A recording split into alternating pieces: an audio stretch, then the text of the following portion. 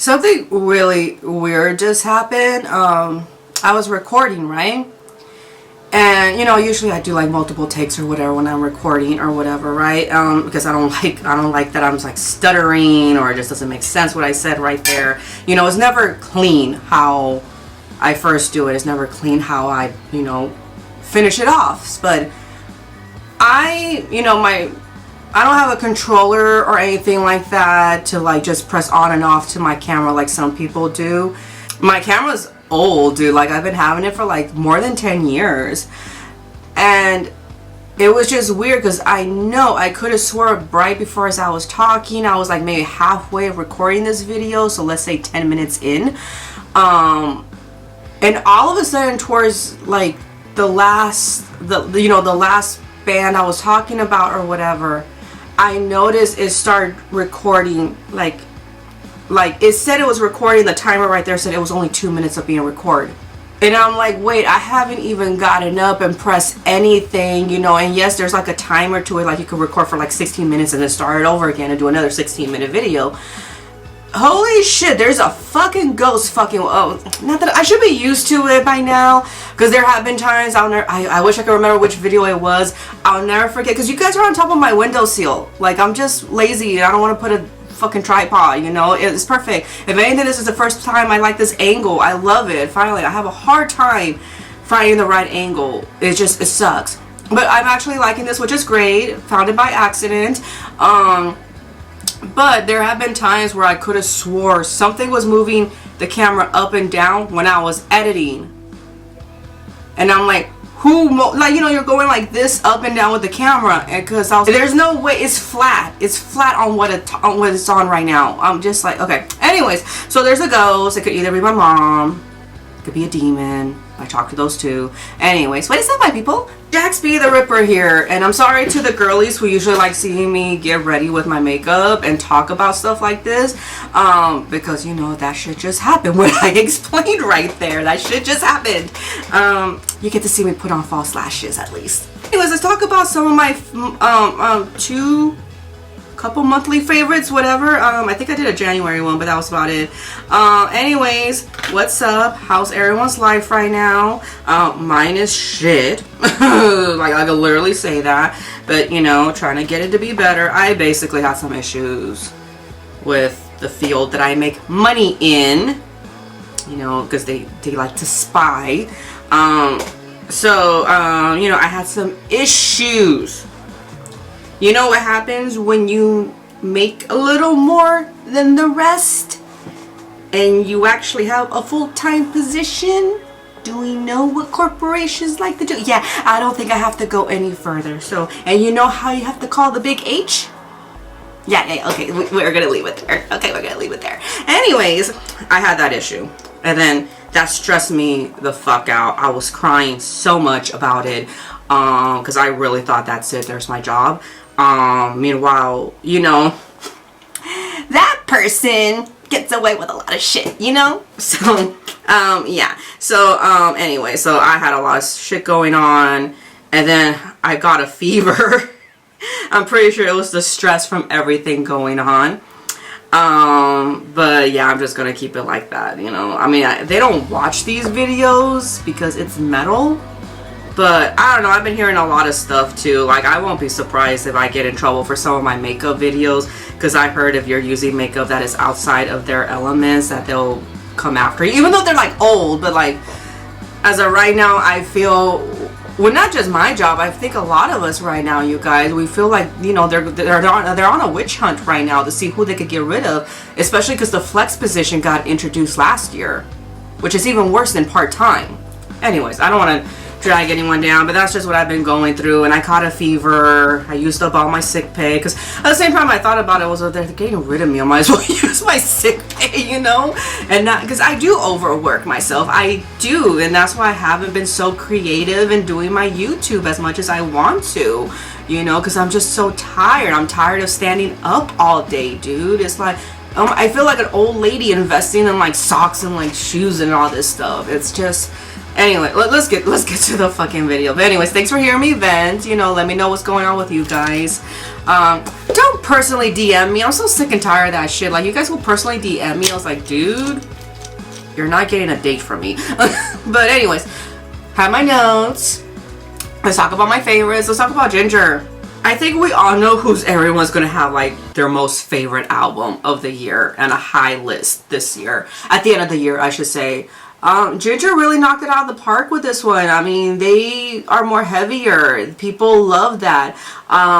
But yet she still has those clean vocals in there. People love that, you know. If you guys are not familiar with Jinjer, or Tatiana's vocals, I should say, because I really do feel like they think it like that's her name, Jinjer, which I'm not gonna lie, I thought so too when I first heard of her.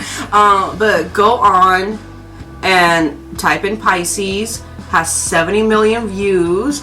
You will see why people love her so much, okay? You will see that. The first couple of songs, when I was listening to it, at first I thought I was listening to Animals as Leaders. If you guys don't know who they are, go check that band out too. It's a really great instrumental progressive metal band, and I'm not even the biggest fan of progressive metal that much. Great band to listen to. But I know they really expanded more of their subgenres with this album even more, but yes, it still sounds like Jinjer, which is great and is always a hard technique to do. But definitely, you know, is a damn good album. Rogue? Holy shit, that had to be my most favorite song on there too. Love the damn album. It's really, I already know it's going to be on a lot of people's list of like their favorites and stuff. Definitely go check out the band for sure if you haven't. But Duel, that's the name of the album. I didn't even say the album name, Duel, sorry. The name of the album is Duel. But yes, definitely go check it out. Came out like I think only a couple months ago. I feel like it was a month ago, but I'm pretty sure it was a couple months. Anyways, yeah, my favorite cleaning music to listen to when I'm closing at work. Carla Harvey has her own band now. I mean, besides the fact that she's going to be with Lords of Acid, we all heard about that like I think 3 months ago. Very interesting. I can't wait to see work from that, really, because we all know they always have like a new Acid Queen like every, I don't know, every couple of years or something. I haven't really been on top of their stuff in a while, but with Carla Harvey, that's definitely going to capture my attention again. So she has a band called The Violent Hour. The song is called The Sick Ones. Basically, this is like a teaser to me to what's coming. The song is very party-like, very like, I want to say like Municipal Waste party-ish, but it's kind of like, you know, 80s 90s kind of like let's fucking party. Gave me a little bit of a Beastie Boy vibe, even though there was like no rap or anything like that. But I don't know, I got that vibe from it. I don't know, probably you have to watch the music video and then you'll be like, oh, okay, no wonder she's thinking fight for your right for your party or whatever, even though it probably had nothing to do with it. But yeah, I can't wait to see more from her though, because I really, like I said, I really do feel like this is just a teaser that what she has right now, and who knows if this is going to be a full album or what, or just an EP. But regardless, I can't wait. Slaughter to Prevail, Coast Alone. I finally listened to them, you guys. I know, because people have been looking at me crazy like, she hasn't listened to Slaughter to Prevail. I was like, I know, but I know who the guy is, Alex Terrible. And then I started following him, I think at the beginning of the year on TikTok, and oh my god, this man loves bears, which is the reason why they fucking have the mask. But yeah, the man loves bears. Okay, in case you guys don't know, he was in a UFC fight. I'm not sure what it was, but he is like a fighter. He is a fighter for sure, and he beat some guy to like a pulp in a bloody record time. So he is very known for that. Just recently, I think that was like in February when he had that fight. And I think that's when it captured my interest more. I was like, okay, I need to listen to the fucking band finally, right? Because my cousin Eve has been telling me, like, how have you not listened to the fucking band? I was like, I don't know, dude. I was like, I don't know. They're slightly newer. Well, they are new. I feel like in the metal world, if you started like under 10 years ago, you're still considered new, basically.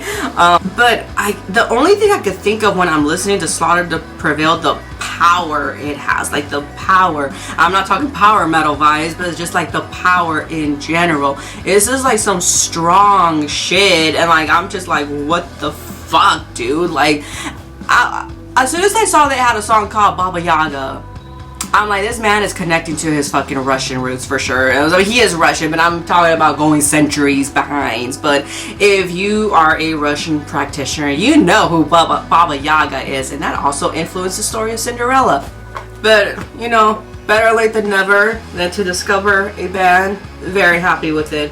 I want to try to get my brother to like convince him to listen to it. Oh, by the way, I don't know if I said this because I was telling you a ghost story. Basically, I'm getting ready because I'm gonna go meet up with my brother in like a couple hours and have dinner with him because, you know, I'm trying with family. Mainly, I'm just trying with him. That's it. Like, I could give a fuck about the rest, really, to tell you the truth. And he's the only one who really checks up on me, so keep in touch with him. Not that he was perfect, but I mean, the one that lives here could really drop dead for all I care. Yeah, if you don't follow the Prevail, yeah, but if you don't follow, like, Alex Terrible on TikTok or Instagram, please do.